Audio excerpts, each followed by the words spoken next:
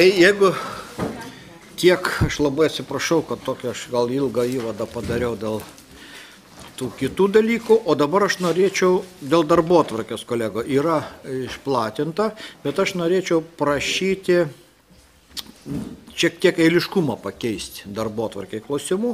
Pirmo darbotvarkės klausimų svarstyti dėl antrojo pusmečio valstybės biudžeto asignavimo politinių partijų veiklai. Toliau, reiškia, dėl Joniškio rajono tarybos nario Kęstučio Mačiulio įgaliojimų. Toliau, reiškia, grįžti prie pirmojo pas mus pažymėto klausimo dėl savivaldybės tarybos narių įgaliojimų nutraukimo prieš terminą pripažinimo. Toliau, reiškia, jau pagal tą, reiškia, darbotvarkę.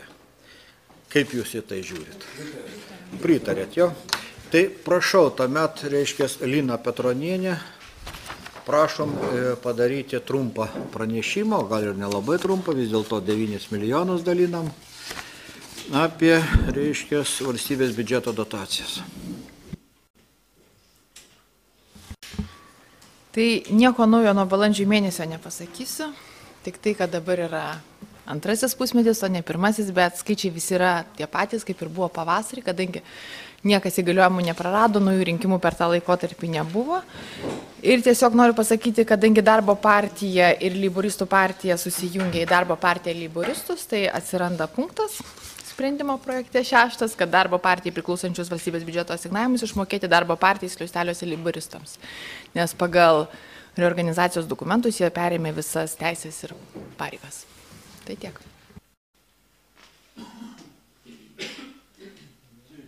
Jeigu aš dabar teisingai suprantu, jau šį pusmetį kaip ir praeitą, rinkėjo balsas yra 2 litai 10 centų.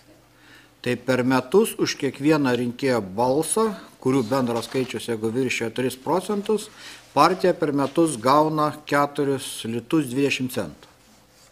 Tai kiekvienas mes paduodami balsą į balsadėžę, kiekvienas Lietuvos rinkėjus tuo pačiu pasako, kad jeigu partija, reiškia, viršys 3% barjero, tokių partijų mes turim 9, taip, tai tom partijom, reiškia, bus už tą balsą mokama po 4 litus 20 centų.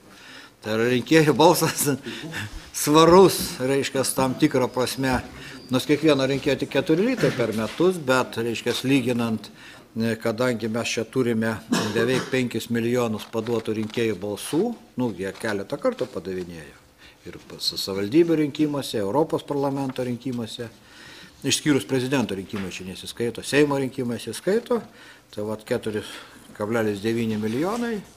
Ir sudaro, reiškia, kad to rinkėjo balsas yra 4 litai. Aš nežinau, ar pigu ar brangu, man tai čia per visą biudžetą. Tai jūs apie kitką kalbat, valstybėgi taip nedaro. Ir čia, reiškia, jau kitaip vertina. Tai gerai, prašau, tuomet ar dar turim kokių klausimų, nes lentelės, kaip aš suprantu, absoliučiai tos pačios. Prašau. Vieną klausimą turėčiau. Nežinau, čia gal kolegom labiau patyrusiam, gal jį reikėtų adresuoti, o ne kiek pačiai Linai. Būtent man vis dėlto įdomu, kaip dabar yra su darbo partijos situacija. Kaip žinome, dabar darbo partija yra jau kita partija, tai yra nebe darbo partija leiboristai. Ir balsus gavo ne darbo partija leiboristai, o darbo partija. Tai kaip šiuo atveju šitas pokytis naujas sprendžiasi? Kas galėtų patarti? Jeigu galima, aš pradžią atsakysiu, po to kolegos galės papildyti. Tokiais atvejais, čia ne pirmas atvejis, kai partijos susijungia, būna, kad partijos prisijungia, į tą patį juridinį asmenį būna susijungia ir atsiranda naujas juridinis asmuo. Mes visada skaičiuojam balsus pagal tai, kaip jos dalyvavo rinkimuose.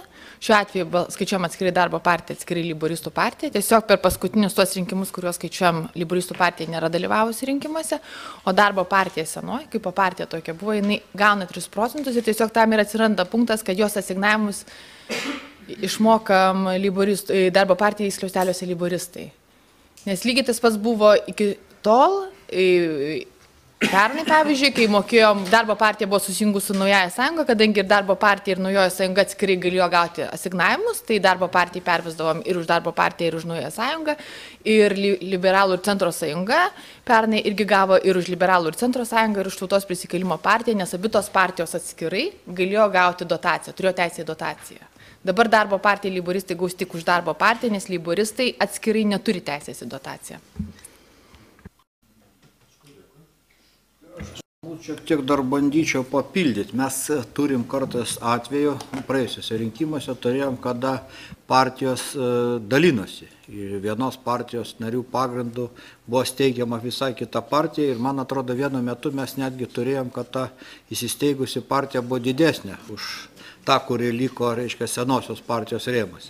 Tai šiuo atveju mes laikėm, kad būtent visi, reiškia, įsipareigojimai, visi balsai eina, reiškia, tos partijos, kuri dalyvavo rinkimuose, formaliai yra, reiškia, teisėja rėmose. Ir čia iš esmės gaunasi tas principas civiliniam kodekse, kuris veikia, kad visi, reiškia, su įsipareigojimu, visos skolos, reiškia, perdodamos, reiškia, tam, reiškia, subjektui, kuris yra. Tai dar kartais mums užduoda klausimo, kaip, reiškia, su ta dabar baudžiamąja byla, bet mes ją niekaip negalim svarstyti, kadangi jinai teismo sprendimas šiuo metu yra dar neįsiteisėjęs. Šiuo atveju būtų galbūt kažkoks kitoks, bet jeigu bus kokie tai kiti, reiškia, sprendimai, nu tai čia jau bus kita situacija. Dabartiniu metu manyčiau, kad mes sakykime, su visom partijom, visų partijų atžvilgiu tų reorganizacijų, kuri buvo, jau turbūt kokie 6-7 atvejai, visą laiką spręsdavom, reiškia, kad teisės perdodamos, reiškia, tos partijos, kuri kūrėsi, reiškia, tų partijų pagrindų. Jeigu atsiranda nauja partija, nors jo, sakykime, čia vienu metu buvo ir Seimo narių netgi daugiau gerokai negu kitų partijų, mes vis dėlto pripažindom, kad tai yra nauja partija, kuri rinkimuose nedalyvauja. Aš dėl darbo partijos galiu pasakyti, kad jos rinkėjų sąrašas, visa kita yra lygiai ir, sakykime, ten visi kiti įsipareigojimai lygiai tas pats. Ir mūsų komisijos nariai, reiškia, čia, kurie buvo skiriami, Seimo nutarimas irgi nuo darbo partijos. Tai kitaip žiūrėti, aš nežinau, reiškia, pagrindo lyg tai nėra. Aš manau, kad tai kalbų vis tiek, reiškia, sukels. Nes, nu kaip, reiškia, yra simpatikų, yra antipatikų partijų visada. Prašau, kas dar kokių klausimų, pastebėjimų? Tas koeficientas 2,10, jisai yra kintantis, ar kaip jis apskaičiuojamas?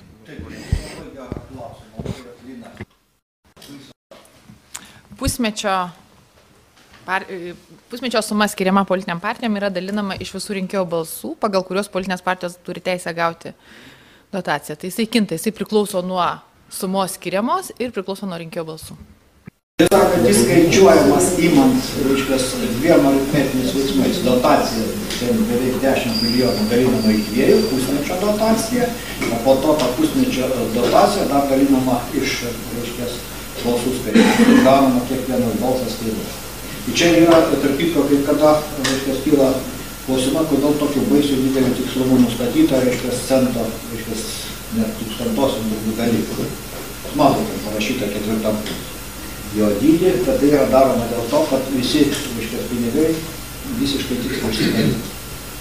Nes mes po to, reiškia, dar suapvalinam, reiškia, iki lito tikslų. Nebūtų taip, kad nelieka lytų, trūksta lytų, ten reiškia. O padalyti. Būtų, reiškia, padalinama būtų tiksliai. Aišku, kad galbūt už to skaičiaus vyko labai gili, reiškia, prasmė. Aišku, štai čia tą papildymą sakiau, kad būtent kas čia padalino. Čia VRK, reiškia, savo subjektyvę valia. Būtent, kad už viso šito slypi rinkėjo balsas. Būtent slypi rinkėjo balsas. Ir man atrodo, tarp teisės sprendimo mes, sakau, negalim pasiremti, bet, reiškia, Vilniaus apygardos teismo sprendime, tai irgi yra pasisakyta dėl rinkėjų balsų.